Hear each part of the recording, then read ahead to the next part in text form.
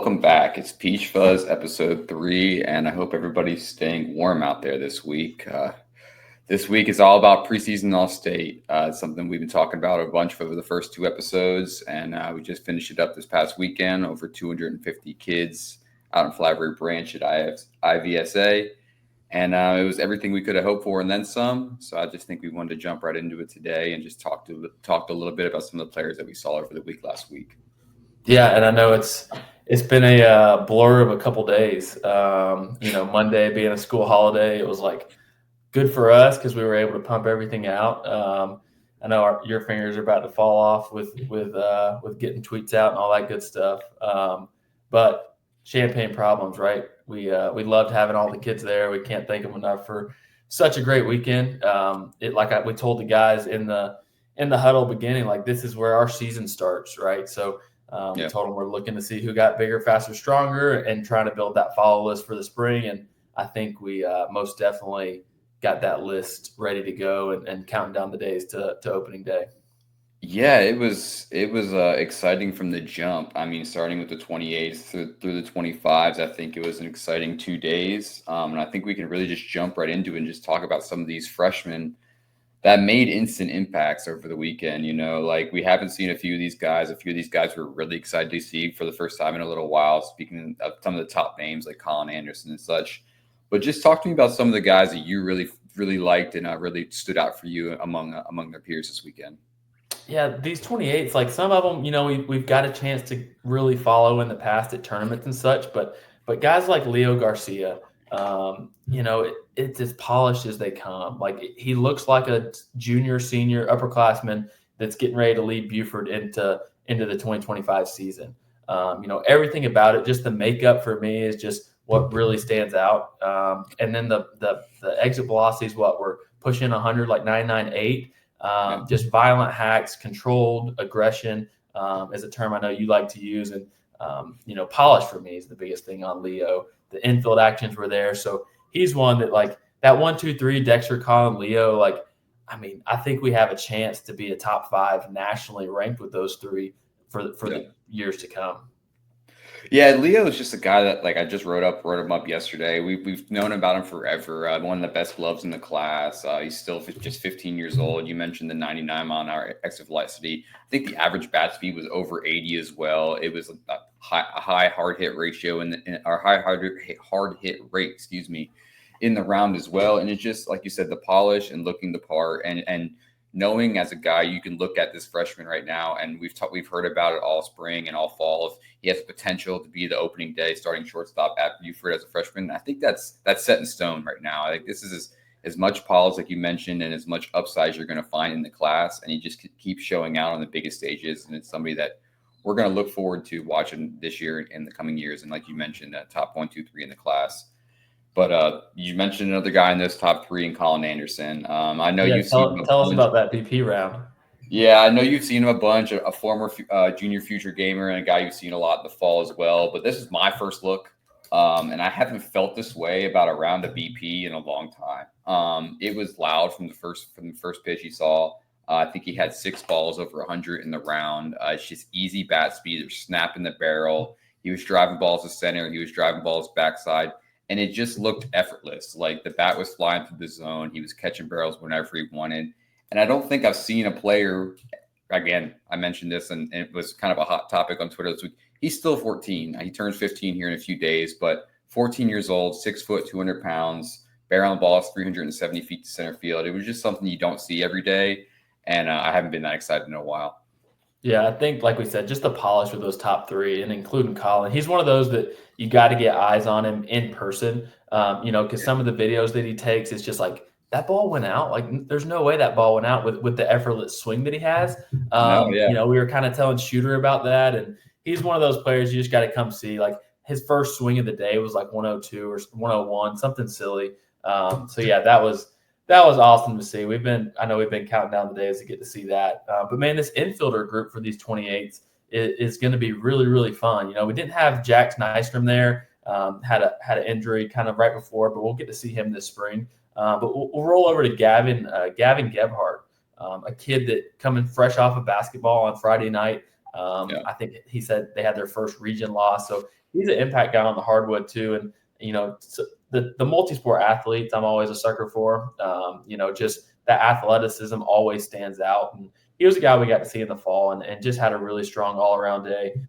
Lean, athletic frame, really, really good frame to build on. So he's one that we'll probably get to see a good bit at Cambridge. I know we had a couple other kids from Cambridge there that they'll kind of be fighting for some infield spots. But yeah, he's another one that just seems really nice, polished athlete. Yeah, it's pretty easy to talk about this infield group. Another guy that I've just got to see for the first time. I've seen with a few of these 28s, I was able to see for the first time this weekend, which was huge. But it's another guy, Zach Coons, a guy I know you're high on as well. GAC shortstop, 2028. I mentioned these are all 28s. This is another guy who just really looked the part at the plate. 5'10", 170, really tapered frame, got a high waist, a ton of room to grow on this. Going to get a chance to play early at GAC with them losing an impact player at short recently with the transfer. But I think he's a guy that you can really just set your hat on as a name to know over the next few years. It was consistent barrels. He was using both gaps. He showed quality infield actions as well. I think there was some arm strength across the infield as well. Yeah. It was just a guy that just really checks a bunch of boxes in his round and just filled the profile out. Yeah, the high school coaches, they're gonna have a tough time with a lot of these 28 infielders because they all have such good infield actions. And at times, like, defense can be a bit of a question mark for these high school teams. You never know what you're going to get with high schoolers.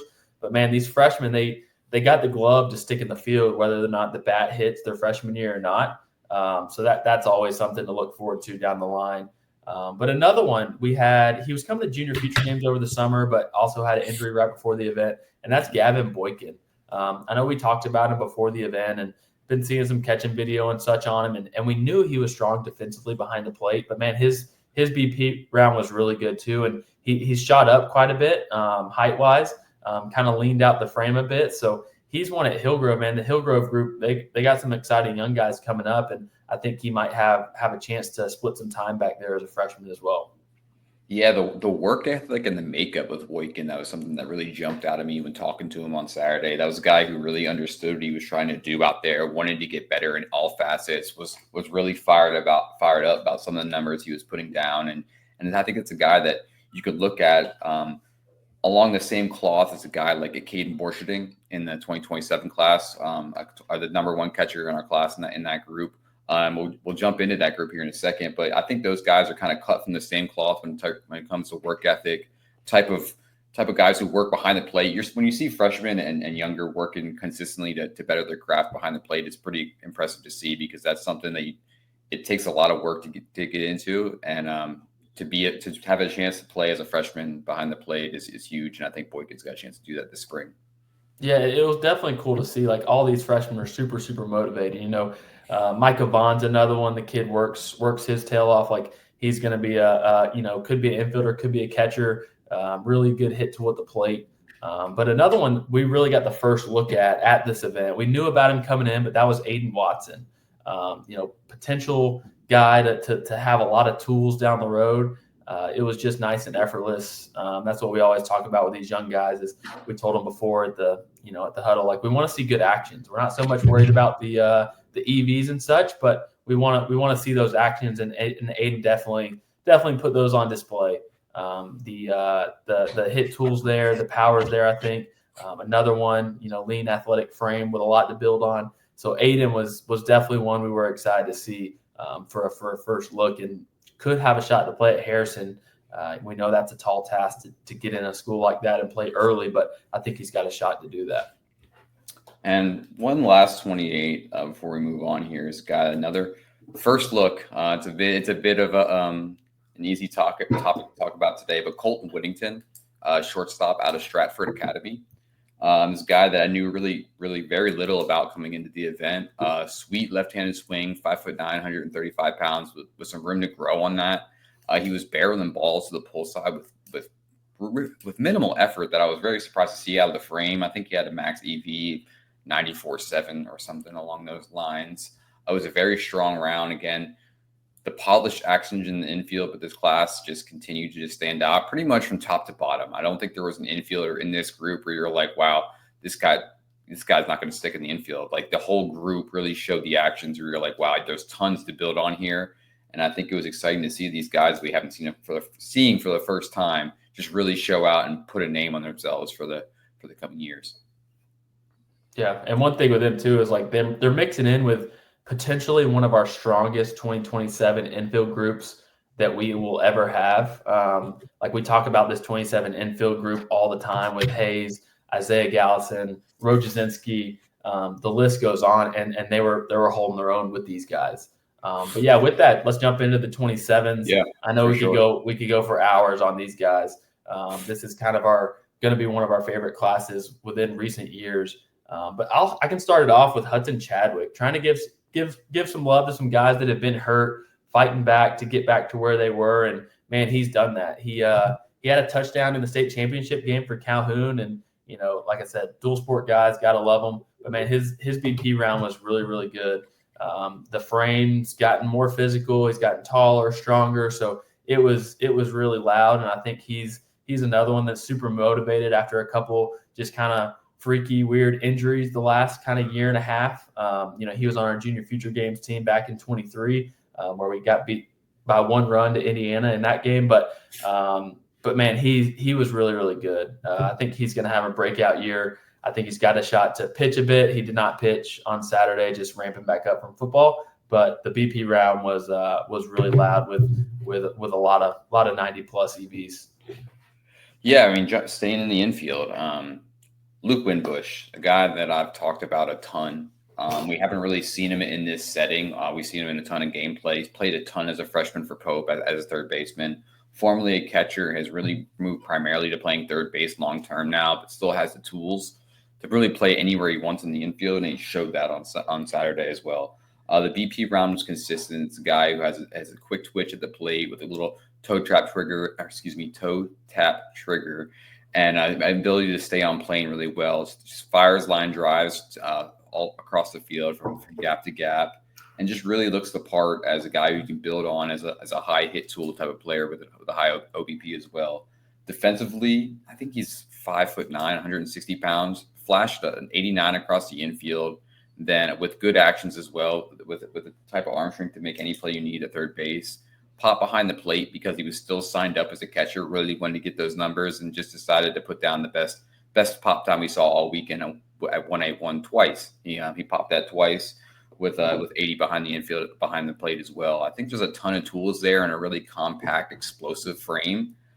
Playing for the powerhouse like Pope, where guys just seem to churn out high-level D1 athletes every single year. I think Winbush is following along those footsteps quite nicely, and is in line for a huge sophomore season. Definitely. But no, just looking at this list, I think we can't not talk about Jackson Norwood. The kid's only been playing baseball for 2 years. We talked to his dad after the event, and like 2 years. He's been playing baseball 2 years, and it gets better and better each time we've seen him.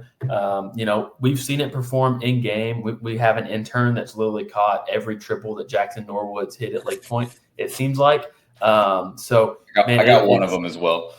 yeah. And it's like at the plate, it's like it's loud. You would think he's, Power 5 commit just with the frame and the amount of power that he has at the dish, but I think he's just honing in that in-game aspect. For him is the biggest thing, and he's at Etowah too, with a loaded group. So we don't know exactly what he's going to do for them this spring.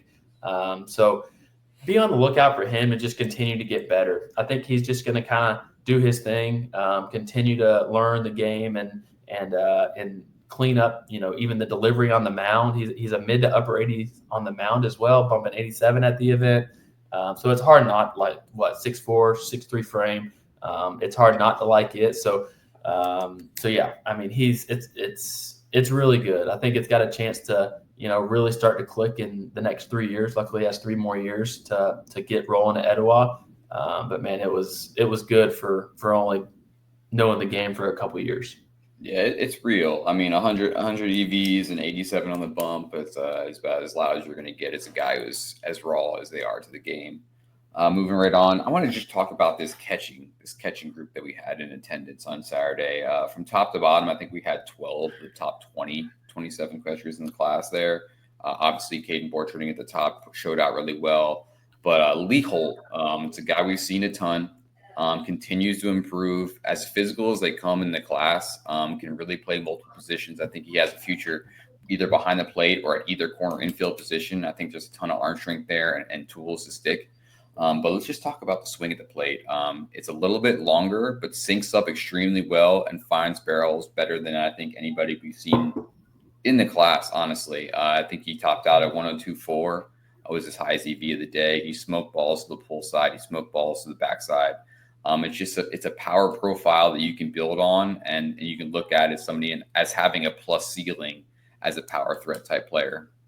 Yeah, I think the spring's going to be the biggest thing for Lee. I think he's going to be able to get in there. He had a couple older guys behind the dish and over at first base at Kingsridge this past season, but I think this is going to be his year. I think he's figured out the power now. He was starting to come into it last year. At this time, he had a really good, preseason All-State last year. So now I think he's starting to figure out that, hone in, and I think he's going to have a really big sophomore year. But sticking with that catching group, Bo Bruns, I know I mentioned it, but I was trying to chase him down in the spring and just missed him with an injury with Cherokee Bluff. But I think he's another one that's set to have a breakout year.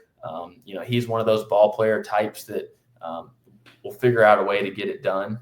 It's not going to be crazy loud, but he's going to stay through the middle of the field. He's going to hit good pitching. He's going to be good behind the dish. So he was one I was really excited to get to the event to get a first look at from just missing him in the spring.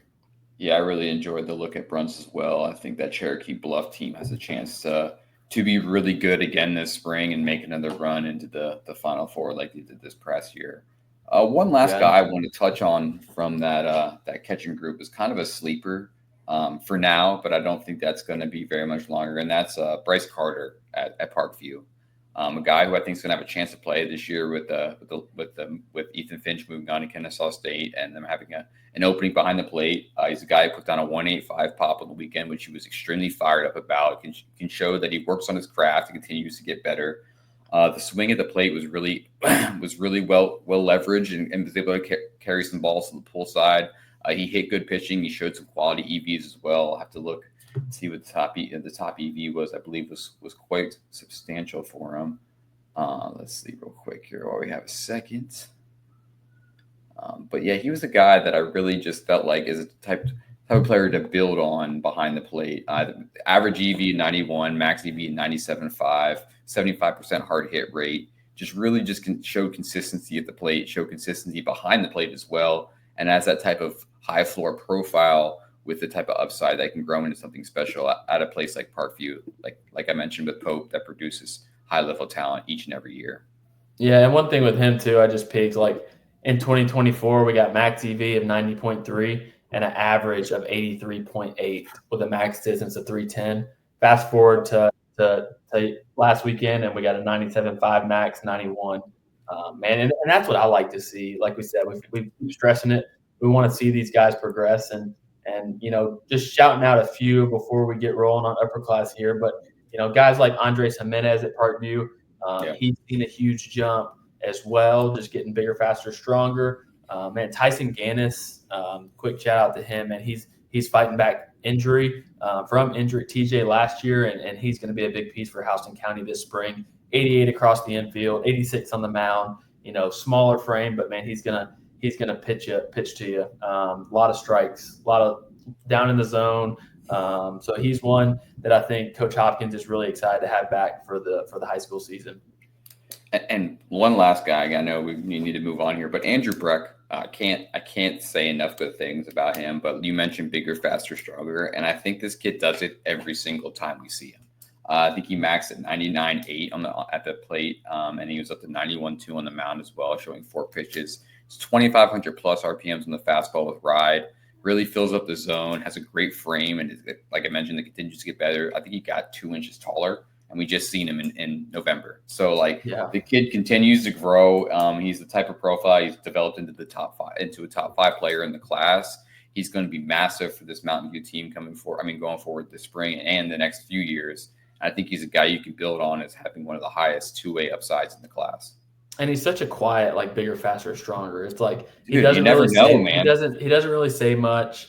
Like it doesn't. It's so smooth. It doesn't look like it's going to be that, but it is.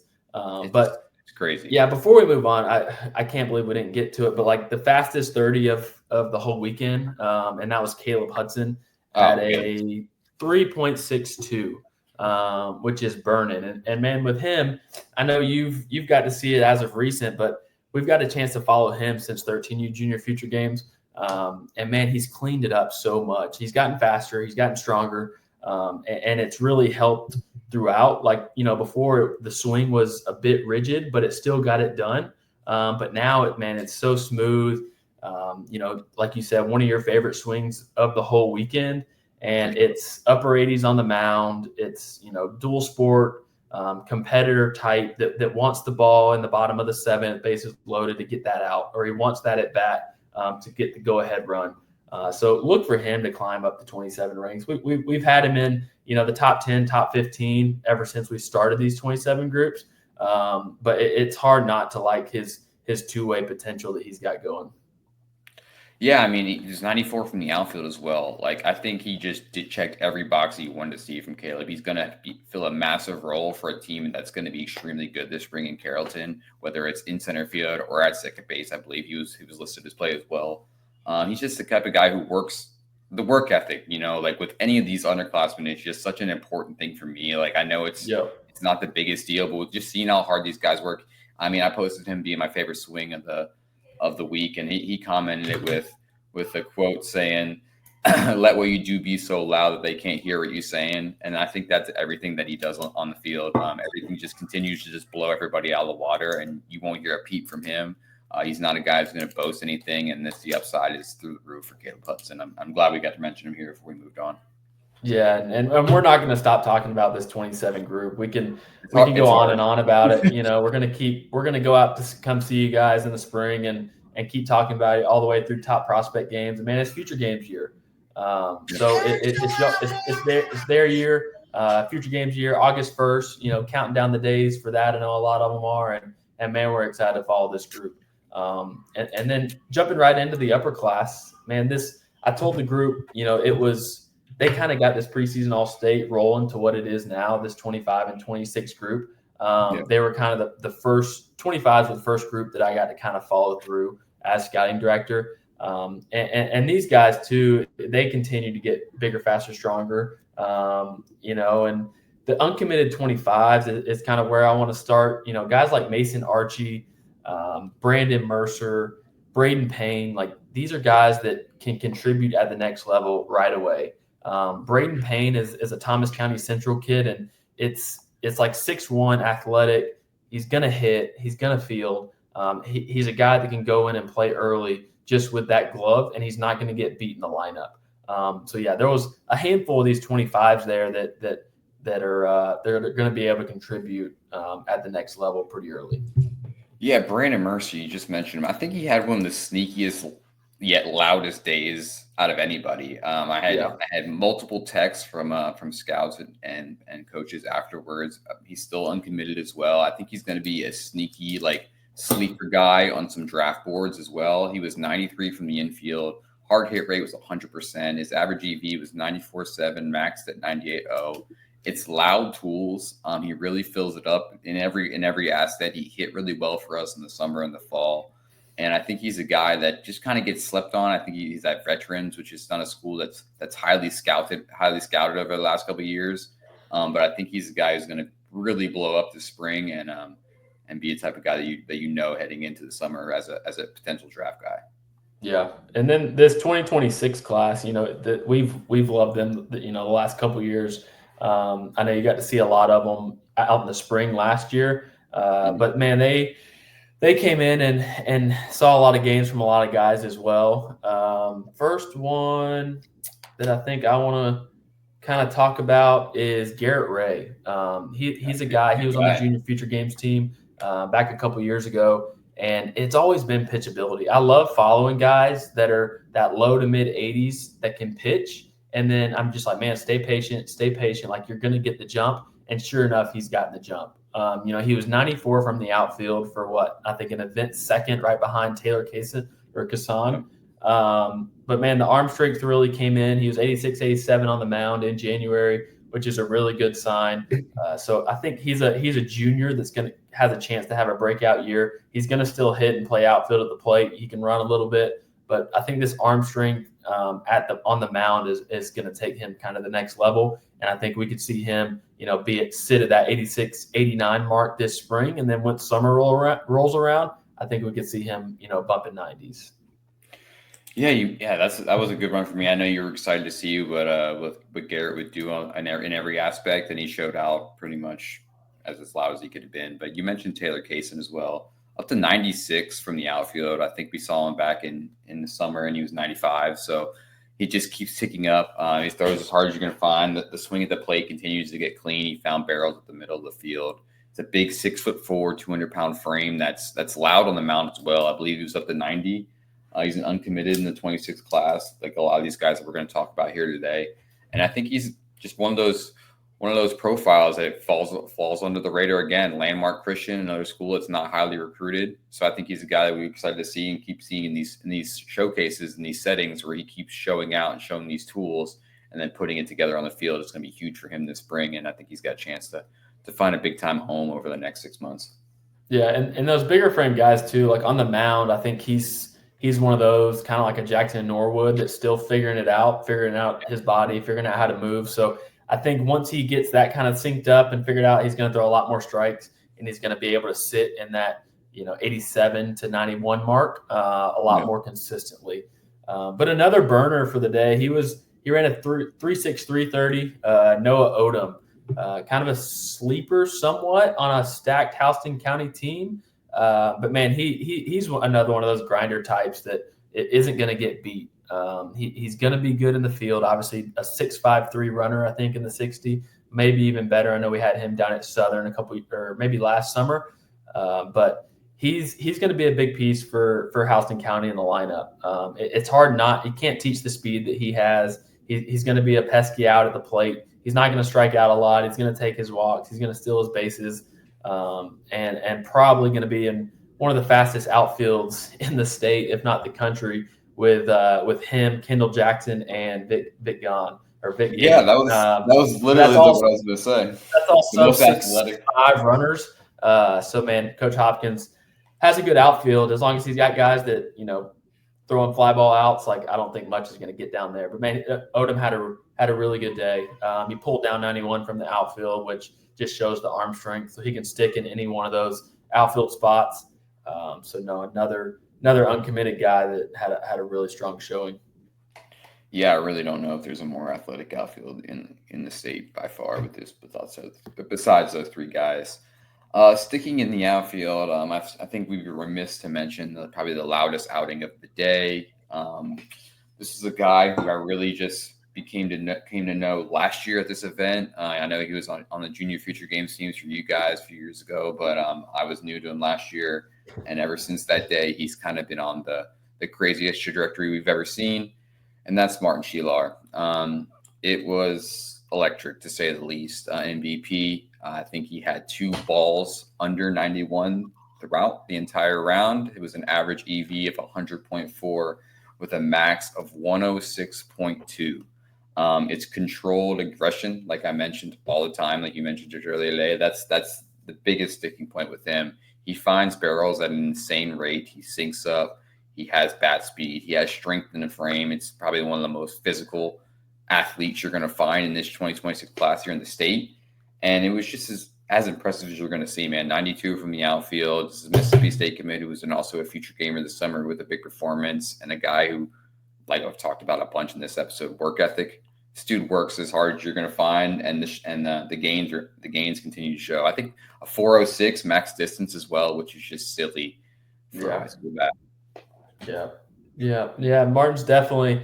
I was telling somebody, like I want to get him and Reaston's like 13U Junior Future Games picture like side by side, and then take a picture of them side by side now. But it's hard not to talk about Reaston's round, man. He looks better each time we see him. Looks stronger. The swing from the left side is turning into one of my favorites in the class. So it was a great day for him. I was excited to have him back after his 2-time future games performance. But man, he was really good. And I know we could, like I said, we could go on and on about these guys, but we got to get back to pumping out some content. So we'll touch on some more guys next week for sure, and we'll have the team previews heavily in the next couple episodes, getting ready for the high school season, and then we have Georgia Dugout Club coming up. We'll preview that. But yeah, we'll start bouncing around these high school previews here in the next couple weeks. And we'll have a full Super 60 primer as well coming next week. That's 7 guys from the state of Georgia making the trip to Chicago. We'll both be out there on February 2nd, but we want to make sure you guys are fully informed on who's going to be there and what you should be expecting to see out of these Peach State guys as we head and make the trip into the high school season. Yes, sir. Yep. Heck of a weekend. Thanks to everybody that was there. Next up, top prospect games for these guys. So, we always look for those guys in the spring season, kind of looking for those pop-up guys. Getting a top prospect games will be June 3rd and 4th for underclass at Lake Point, and then June 10th and 11th for upperclass at Lake Point. So we'll talk to you guys next week, and we will see you guys in February out at the ball field. Thank you guys so much. See you next week.